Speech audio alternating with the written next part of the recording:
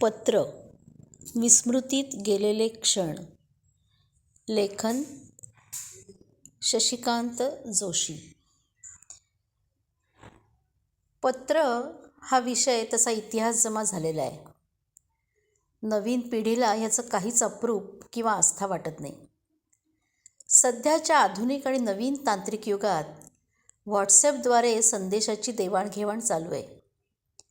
पण ते वाचल्यानंतर कालांतराने काढून टाकले जातात. मग त्याची आठवणही राहत नाही. पत्र हे मनापासून आलेला संदेश असे.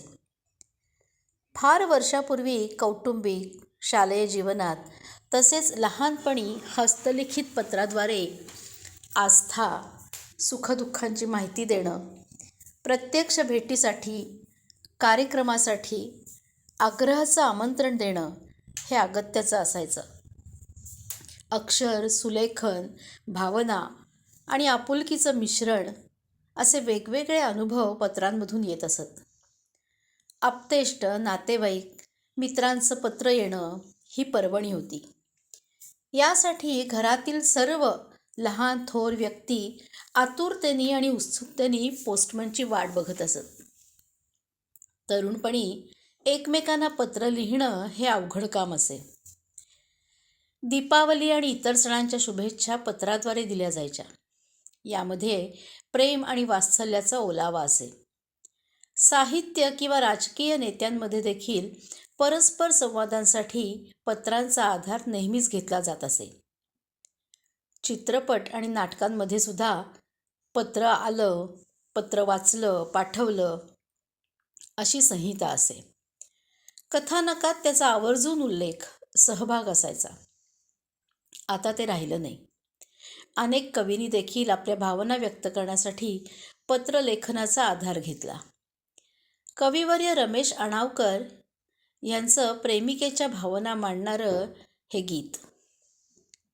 पत्र तुझे ते येता अवचित, लाली गाली खुलते नकळत, साधे सोपे पत्र सुनेरी, न कळे क्षणभर ठेवू कुठे मी.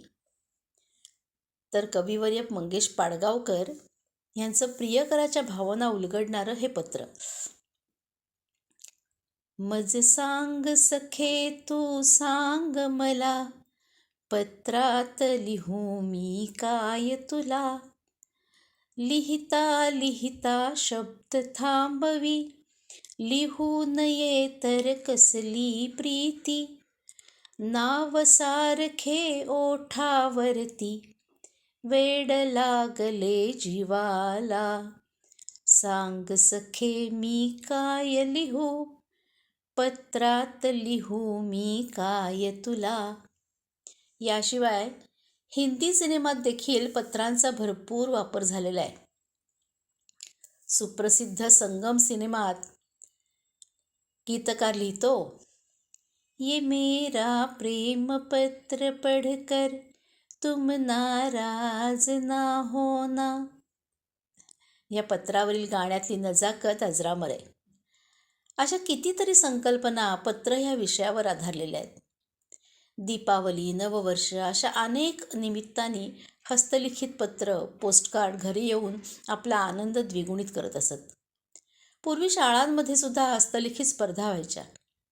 मराठी आणि इतर भाषा विषयांसाठी परीक्षेत पत्रलेखनासाठी स्वतंत्र प्रश्न आणि त्यासाठी किती गुण मिळतात याची उत्सुकता असायची.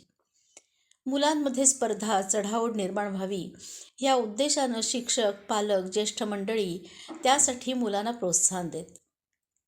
ग्रामीण भागात निरक्षर लोकांसाठी पोस्ट ऑफिस बाहेर लेखनिक असायचा. तो नाममात्र शुल्क घेऊन पत्र वाचन आणि पत्रोत्तर अशी दोन्ही कामं करायचा. हे आता दुर्मिळच नव्हे तर जवळपास संपलेलंच आहे. या पत्रलेखनाच्या निमित्तानं अनेक विचार मनात येतात.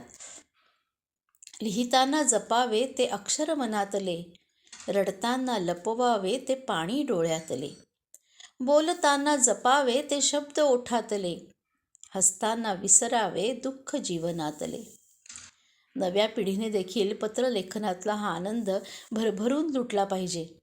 मोबाईलवर मेसेज पाठवता पाठवता कधीतरी आपल्या सुहृदांना एखादं पत्र पाठवून तर बघा. त्यातल्या आनंदाची अनुभूती घ्या. खरंच रसिक हो, नुकतंच दिलीप प्रभावळकर आणि विजय केंकरे यांचा पत्रापत्री हा कार्यक्रम बघितला. रूढ अर्थाने ते नाटक नव्हतं, ते होतं एक अभिवाचन. पत्राला पत्राने दिलेलं उत्तर.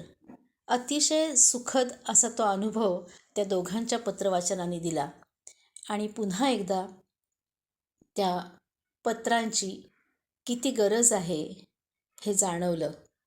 चला तर परत एकदा लिहून बघूया एखादं पत्र आपल्या जवळच्या माणसासाठी. धन्यवाद.